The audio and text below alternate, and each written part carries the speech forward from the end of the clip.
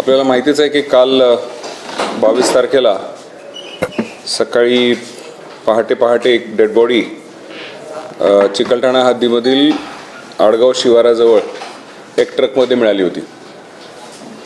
ती गाडी एक ट्रक जी आहे ती अहिल्यानगर या ठिकाणची होती आणि बॉडी अतिशय कुजलेल्या अवस्थेमध्ये ड्रायव्हर सीटच्या मागे जे क्लीनरला झोपण्याची जागा असते त्याच्या आतमध्ये जे टूल बॉक्सची जागा असते त्यात ती कोंबून ठेवली होती आणि एकंदरीत पाहता असं दिसत होतं की कमीत कमी 2 दिवस तरी जुनी ती बॉडी असावी, व्यक्ती मयत झालेली असावी।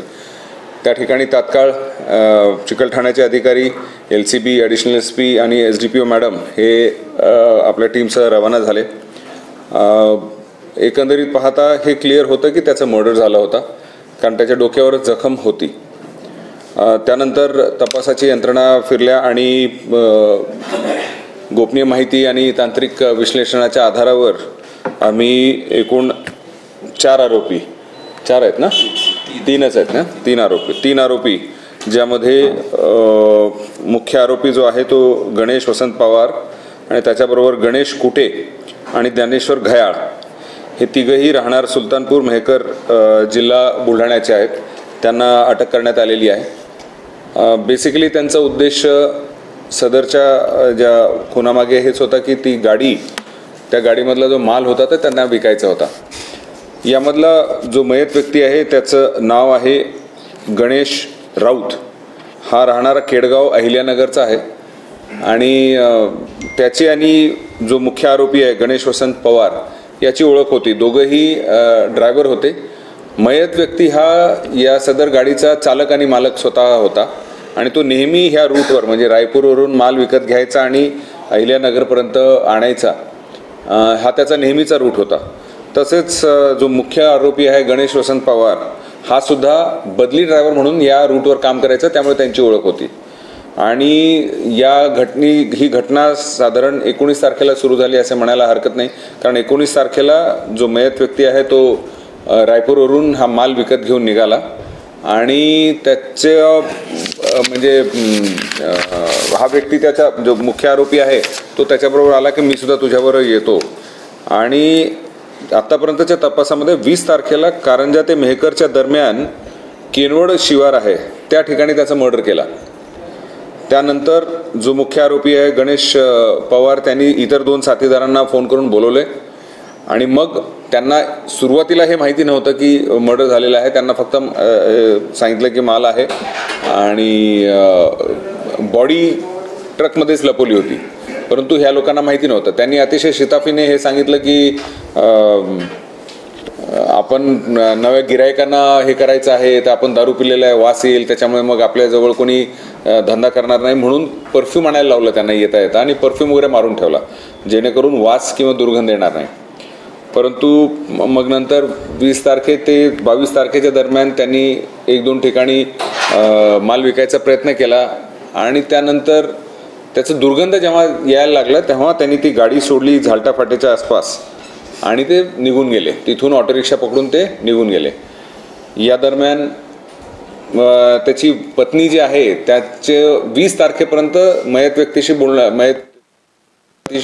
बोलणं चालू होतं, परंतु 20 तारखेनंतर काही बोलणं झालं नाही म्हणून तिच्या पतीचे जे ओळखीचे लोक होते त्यांना फोन करून माहिती घेण्याबाबत विनंती केली आणि त्या अनुषंगाने त्यांनी सुद्धा शोध मोहीम चालू केली आणि या दरम्यानच त्यांना झालटा फाटा येथे ही गाडी उभी असताना दिसली आणि मग तपासाचे चक्र पोलिसांना त्यांनी कळवलं आणि मग हे तपासाचे चक्र फिरले। त्यामुळे मला अतिशय आनंद आणि अभिमान आहे आमच्या टीमचा की 24 तासाच्या आत कसलाही सुगावा नसताना कोणत्याही प्रकारचा आम्हाला ज्याला म्हणतो आय विटनेस नव्हते. केवळ 2 ठिकाणी CCTV फुटेजमध्ये अंधुकचं आम्हाला फुटेज मिळालं आहे, ज्यामध्ये हे निश्चित झालं होतं की त्यावेळेस ती गाडी जी आहे तो मयत व्यक्ती चालवत नव्हता, म्हणजे कोणीतरी इतर व्यक्ती चालवत होता, पण त्याचा चेहरा दिसत नव्हता, काही दिसत नव्हता.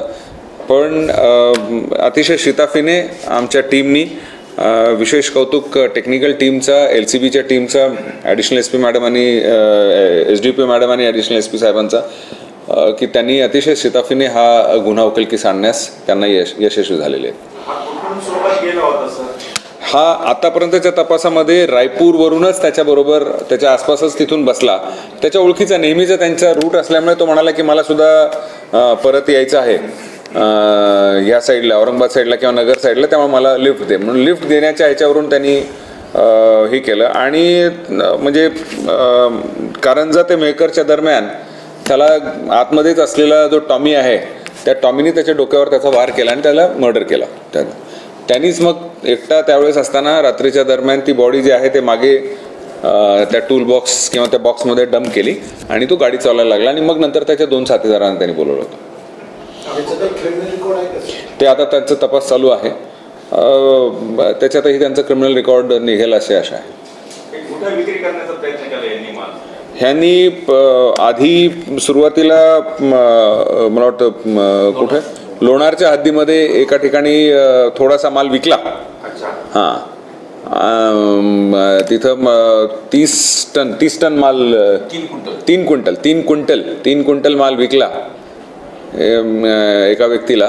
आणि मग पुढे आल्यानंतर पुन्हा त्यांनी प्रयत्न केला, परंतु रात्रीच्या दरम्यान पोलीस पेट्रोलिंग आणि ह्या सगळ्या गोष्टी असल्यामुळे त्यांना ते काही जमलं नाही. आणि जसं जसं वेळ निघत गेला तसं दुर्गंधी यायला लागली. आणि मग त्यांनी शेवटी त्याच्या मित्रांना सुद्धा त्यांना कळून गेलं की बॉडी इथं आहे, त्यामुळे तेही घाबरले असावे. आणि मग त्यांनी ती गाडी तिथं ड्रॉप करून ते निघून गेले. आरोपी यांना बुलढाण्यामधून आम्ही अटक केलेली आहे. त्यांचं जे गाव आहे ते बेसिकली सर्वच्या सर्व राहणारे सुलतानपूर मेहकर या परिसरातले आहेत, बुलढाणा जिल्ह्यामध्ये. तिथून त्यांना अटक करण्यात आलेली आहे. येस.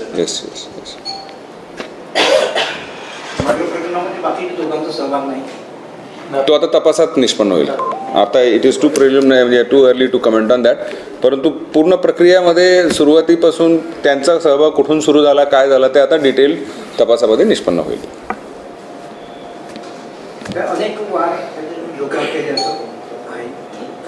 PM रिपोर्टमध्ये आता ते आम्हाला अजून रिपोर्ट अहवाल जो आहे एक तर क्लिअर कट दिसतोय, पण त्याच्या हेड इंजुरीचं क्लिअर कट हे आहे, एव्हिडन्स आहे. आता किती वार आहेत, काय आहेत, ते PM रिपोर्टमध्ये येईल. परंतु मला असं वाटतं की 24 तासाच्या आत आपल्याला कधी काल पहाटे 3 वाजता 11 वाजता आहे ना, आणि आपल्याला आरोपी ताब्यात किती वाजता आले? आरोपी 2:30 वाजता. म्हणजे आयडेंटिफाय झाले होते पहाटे आम्हाला. प्रश्न आणि चॅलेंज तोच होता की म्हणजे त्यांना अटक करणे, त्यांना कळायच्या आधी, ते महत्त्वाचं होतं. आणि ते सगळे तिघही वेगवेगळ्या ठिकाणी होते. तिघांना पहिल्यांदा एक आरोपी आला, मग दुसरा, मग तिसरा, असं तिघांनाही 24 तासाच्या आत आम्ही अटक केलेलं आहे. फक्त माल चोरी करण्याचाच उद्देश? येस. अजून तरी काही नाही आहे त्याच्यातनं, असं काही दिसत नाही. स्टीलचे पाईप्स होते. हां, ते बेसिकली रॉ हे फिनिश गुड नव्हते, ते अँगल्स आणि हे वेगवेगळे जे हे असतात रायपूरमधून आणलेले.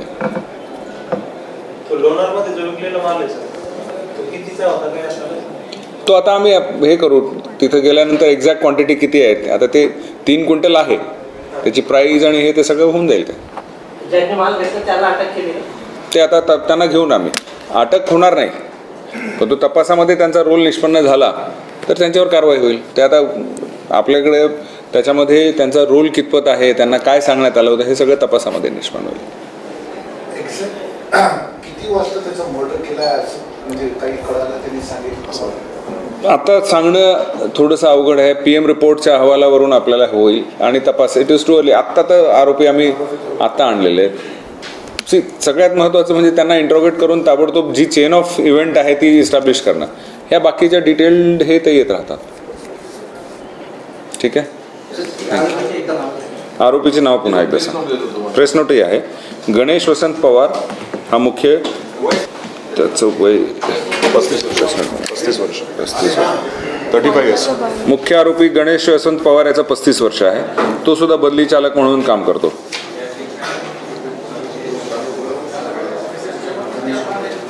आणि दुसरा आरोपी आहे गणेश गजानन कुटे, राहणार सुलतानपूर. तिसरा आरोपी आहे ज्ञानेश्वर गणेश घायाळ, राहणार गायखेडा, तालुका लोणार. जे दोन्ही बाकीचे साथीदार ते पण चोरीचा माल विकतात. हां ते आता या त्यांचा रेकॉर्ड काय आहे ते सगळ्यात महत्त्वाचं. तो आता आम्हाला कळेल ना, त्याच्यात असेल.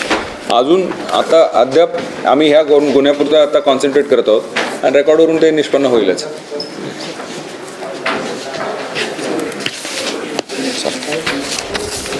अधिकारी मध्ये थांबा, बाकी थांबा. अधिकारी मध्ये थांबा. ठीक आहे.